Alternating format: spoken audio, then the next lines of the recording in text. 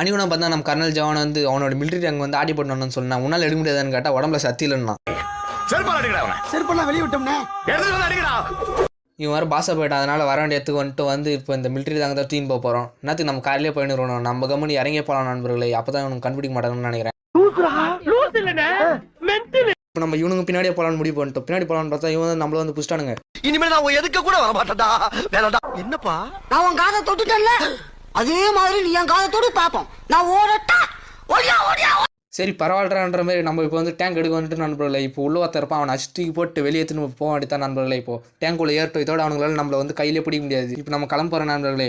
இந்த மிஷின் விளையாடும்போது மட்டும் முடிஞ்ச அளவுக்கு நீங்கள் மூவ்மெண்ட்லேயே இருங்க. கொஞ்சம் நின்னா கூட அவனுக்கு வந்து டேங்க்ல ஏறி உங்களை பிடிச்சிருவானுங்க. அதனால தான் மூவ்மெண்ட்லேயே இருக்கணும். இவனுக்கு வேறு எதுக்கு வந்து காரில் வேறு இச்சிங்கிறானுங்க. சும்மா விருப்பத்துறானுங்க. அவனுக்கு தான் இச்சை வெஞ்சிடும் தெரியும். அப்போ கூட வந்து இடிக்கிறானுங்க. எவ்வளோ பெரிய ஆளாக இருப்பானுங்கன்னு யோசிச்சுங்களேன்.